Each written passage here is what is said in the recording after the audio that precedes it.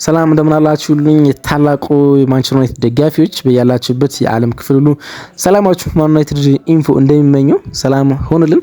ዛሬ ሁለት ጉዳዮች ይኖሩናል። በዝውውር ውስጥ ምን አዲስ ነገር አለ ብለን ሉዊስ ሃልን ወይም ደግሞ የሉዊስ ሃልን ዝውውር በግራ ፉልባክ ቦታ ላይ ለመቃኘት እንሞክራለን። ማንቸስተር ዩናይትድ የግራ መስመር ተከላካይ ገበያው ላይ እየፈለገ ይገኛል።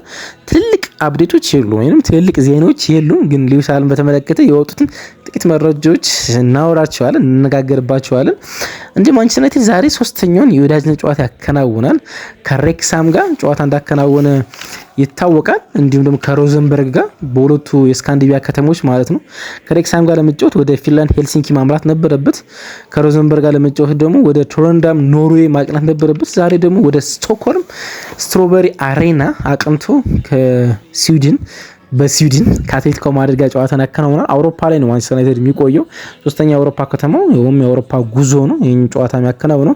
ኢንተረስቲንግ ጨዋታ ነው፣ ምክንያቱም ከጃይንቱ የስፔን ክለብ አትሌቲኮ ማድሪድ ጋር የሚከናወን ጨዋታ ስለሆነ ማለት ነው። ስለ ጨዋታው ሀሳቦች እናነሳለን። እነማን ይሳተፋሉ፣ ዩሪ ቴልማንስ ይኖራል ወይስ አይኖር የሚሉትን ጉዳዮች ጨምሮ ማለት ነው። እንዲሁም በአትሌቲኮ ማድሪድ ጉዳዮች አዳዲስ ፊርማዎቹ በጨዋታ ውስጥ በቋሚ አሰላለፍ ይኖራሉ ወይስ የሚሉትን አብዴቶች እንመለከታለን። አብራችሁን ትቆዩ ዘንድ በፍቅር እንጠይቃለን።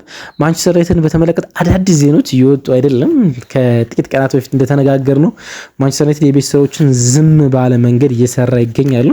ልክ ይሁን አይሁን የውድድር ዓመቱ ሲጀምር ነው የምንመለከተው፣ ግን አዲስ ነገር ነው። ያ ደግሞ ማንቸስተር ዩናይትድ እስከዛሬ ከሄደበት መንገድ ብዙ ርቀት እንደተሻገረ ያሳያል ቢያንስ። ምክንያቱም ብዙ ጩኸት፣ ብዙ ዜና፣ ብዙ የመልበሻ ክፍል ዜናዎች ማንቸስተር ዩናይትድን በተመለከተ በየጊዜው ይወጡ ነበር። አሁን ጸጥ ያለ ሁኔታ ነው ያለ በካሪንግተን እና በማንቸስተር ዩናይትድ እንዲሁም በካሪክ ስኳድ ውስጥ። ያ መልካም ይመስላል፣ ቢያንስ አዲስ ነገር ነው። እናም እኛ ዜናዎችን ለማግኘት አብስተን ተቸግረናል፣ ግን ያሉትን ለእናንተ ለማጋራት እንሞክራለን። አብራችን ቆዩ። ሰብስክራይብ አድርገው፣ ላይክ አድርጋችሁ ይህን ቪዲዮ መከታተላችሁ አይለይ። ሁሉንም ስለምታደርጉ ደግሞ ከልብ እናመሰግናለን። ተመልሼ እመጣለሁ።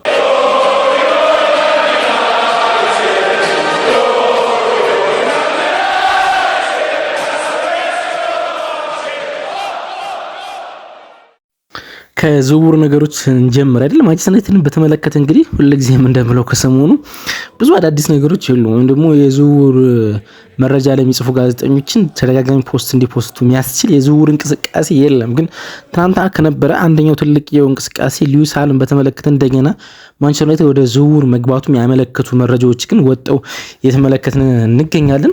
እንግዲህ ኤዲሃው የኒውካስል አሰልጣኝ ከመሆኑ ተነስቷል፣ ወይም ደግሞ ራሱን ከኃላፊነት ማንሳቱ ይታወቃል። እንዲሁም ማቲያስ ሴሲ የኤዥያ ሻምፒዮንስ ሊግ ባለ2 ጊዜ ባለድሉ ኒውካስል መረከብ ችሏል። እናም ሉዊስ ሃል መጀመሪያ ማንቸስተር ዩናይትድ ጥያቄ ሲያቀርብ ተጫዋቹ እንደሚፈልገውና ከተጫዋቹ ጋር መደራደር እንደሚፈልግ ለኒውካስል ሰዎች ሲያሳውቅ ኒውካስሎች ለድርድር ዝግጁ አልነበር፣ ወይም ደግሞ እንደማይሸጥ ተጫዋች ነበረ ሉዊስ ሃልን የቆጠሩት እንደማይነካ።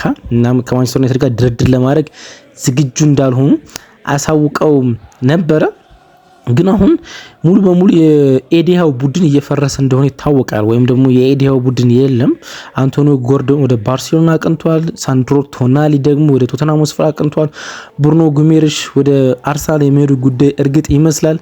እናም ሉዊስ ሃል ከፕሪሚየር ሊጉ በጣም ምርጥ የአፕ ኤንድ ዳውን ፉልባኮች አንዱ የሆነው እንግሊዛዊ ሉዊስ ሃል ወደ ማንቸስተር ዩናይትድ የመምጣቱ ጉዳይ አሁን እርግጥ እየሆነ ይመስላል። ዝውውሩ እንኳን ባይሳካ ማንቸስተር ዩናይትድ በተጫዋቹ ላይ ያለው ፍላጎት ግን እርግጥ የሆነ ይመስላል።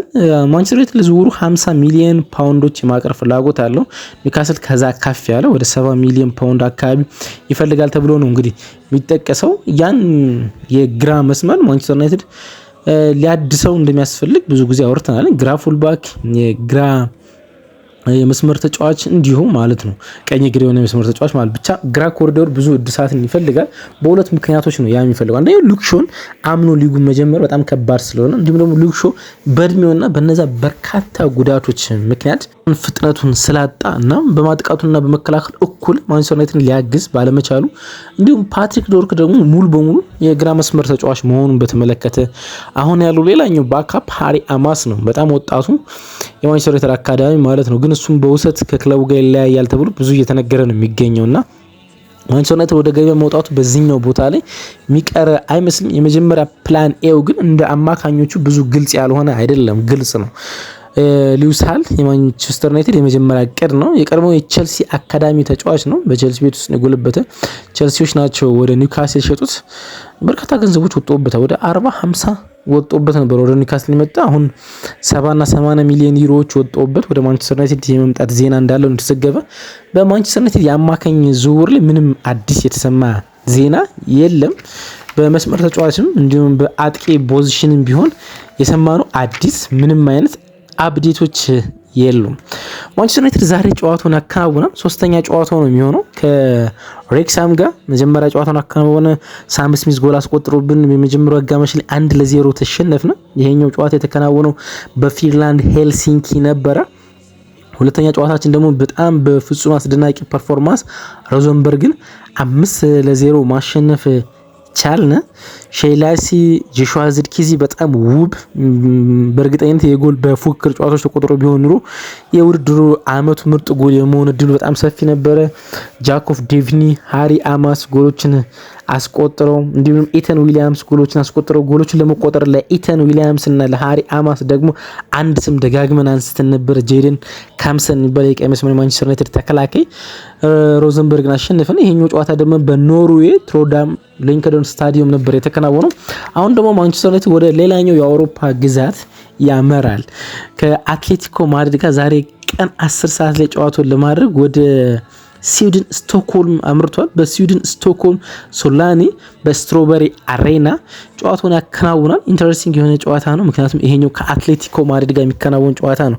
ከሻምፒዮንሺፕ ቡድኖች ከኖርዌይ ቡድን ጋር የሚከናወን ጨዋታ አይደለም። ይሄኛው ጨዋታ የሚከናወነው ከአትሌቲኮ ጋር ነው። አዳዲስ ተጫዋቾች ዩሪ ቴልማንስ እና ከቤልጂየም ብሔራዊ ቡድን ጋር የነበረው ስቴን ላመንሰን በካሪንግተን እንዲቆዩ ተደርጓል።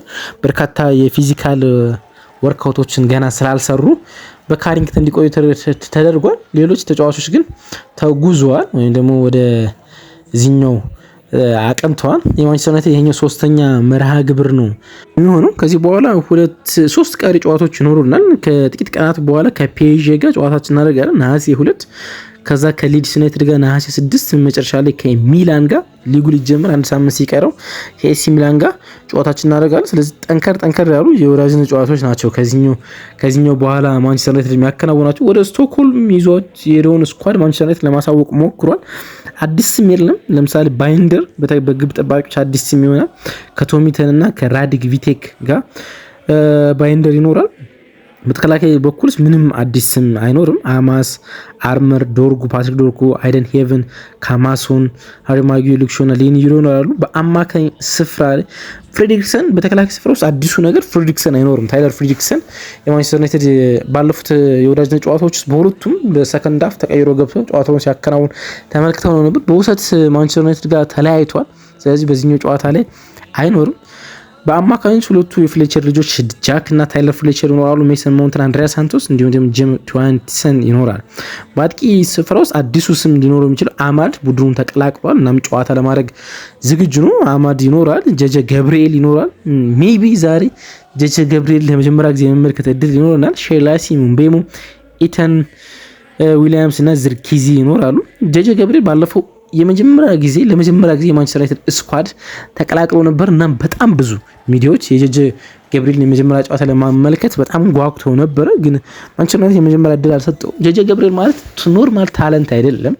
ምክንያቱም ልክ እንደ ማን ይታያል መሰላችሁ? በቅርብ እንደመጡት ኤርሊ ብሉም እንዳረጉት እንደ ኪሊያን ምባፔ ወይም ደግሞ እንደ ላሚን ያማል ወይም ደግሞ ሊቨርፑል ውስጥ ያለው ሪዮ ነጉማ ወይም ደግሞ አርሰናል ውስጥ እንዳሉ ማክስ ዶማ እንደዚህ አይነት ታለንት የሚቆጠር ተጫዋች ነው ጀጀ ገብርኤል።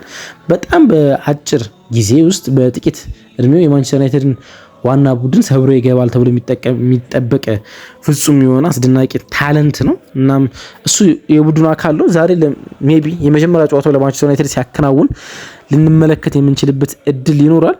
አትሌቲኮ ማድሪድ ወደዚህኛው ጨዋታ የሚመጣ ሄታፌን አራላንድ አሸንፎ ነው። አዳዲሱ ፊርማዎቹ ቡድኑን ይቀላቀላሉ። ለምሳሌ ሞርተን ሂውምላንድ፣ አላንድሮ ግሪማልዶ በጨዋታ ውስጥ ይሳተፋሉ። ሞርተን ሂውምላንድን አወቃችሁት? የስፖርቲንግ ሊዝበኑ አማካኝ ነው። ማንቸስተር ዩናይትድ ለረጅም ጊዜ የተከታተለው በሮበን አሞሪም ስር ስፖርቲንግ ሊዝበን በጣም አስደናቂ የውድድር ጊዜ ሲኖረው የዛ ቡድን አካል የነበረ ተጫዋች ነው ሞርተን ሂውምላንድ። ማንቸስተር ዩናይትድ ለብዙ ጊዜ ቢከታተለውም አትሌቲኮ ማድሪድን ተቀላቅሏል። እንዲሁም ደግሞ የአሌሃንድሮ ግሪማልዶ የሊቨርኩሰኑ የመስመር ተጫዋች እንዲሁም ወደ አትሌቲኮ ማድሪድ ማቅናቱ ይታወቃል። እነዚህ ሁለት ተጫዋቾች በስኳድ ውስጥ ይኖራሉ። አንድ ተጫዋች አይኖሩም፣ ሊ ካንጊኒ በጨዋታ ውስጥ አይኖሩም። ይሄ ቦሩሲያ ዶርትመንድ አጭር ቴክኒሻናዊ የሆነ አስደናቂ ተጫዋች አይኖሩም። ማይኖርበት ምክንያት ደግሞ ሁሌም እንደሚገርመኝ ነው የደቡብ ኮሪያ ተጫዋች አንድ ጊዜ ቢያንስ ሀገራቸውን በሚሊተሪ ማገልገል እንዳለባቸው ይታወቃሉ።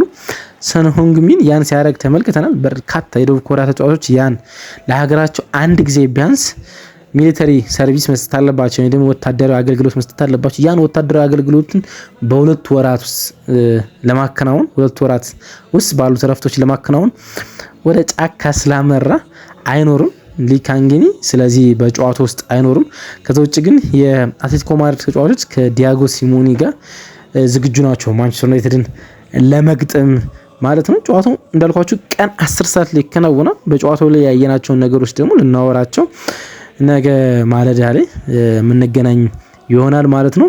ይህ ጨዋታ ባያመልጣችሁ እወዳለሁ፣ ምክንያቱም ብዙ ነገሮች ይኖሩታል።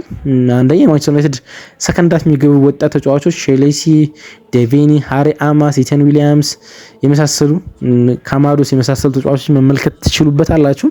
ሁለተኛውና ትልቁ ጉዳይ ጄጄ ገብርኤል ሲጫወት የመጀመሪያውን ጨዋታ ኤክስፒሪየንስ ታደርጋላችሁ። እንደዚህ ነው አይደለ? ክርስቲያኖ ሮናልዶ ለመጀመሪያ ጊዜ ሲጫወት አይቼዋለሁ የሚሉ ሰዎች አሉ። ወይም ደግሞ ሊዮኔል ሜሲ ለመጀመሪያ ጊዜ ወደ ሜዳ ተቀይሮ ሲገባ አይቻለሁ፣ የመጨረሻውንም ይሄው እየተመለከትኩ ነው የሚሉ ሰዎች አሉ፣ በእግር ኳስ ውስጥ ማለት ነው። እንደዛ ልትሆኑ ትችላላችሁ። ጄጄ ገብርኤል እንደዛ አይነት ትልቅ ታለንት ስለሆነ ማለት ነው። እንዴት እንደሚያድግ አይታወቅም። የጄጄ ገብርኤል ታለንት ግን አሁን ባለበት የእድሜ ቁጥር ውስጥ ግን ብዙዎቹ እንደዚህ አይነት ትልቅ ታለንት እንደሆነ የሚዘገብና የመጀመሪያው የጄጄ ገብርኤልን ጨዋታ አይቼዋለሁ እንድትሉ ሜቢ የሚገባ ከሆነ የጨዋታ ባያመልጣችሁ እላለሁ። አብራችሁ ስለነበራችሁ ከልብ እናመሰግናለን። አፕዴቶች ካሉ በብሬኪንግ እንገናኛለን። ባይ። ወዳችኋል።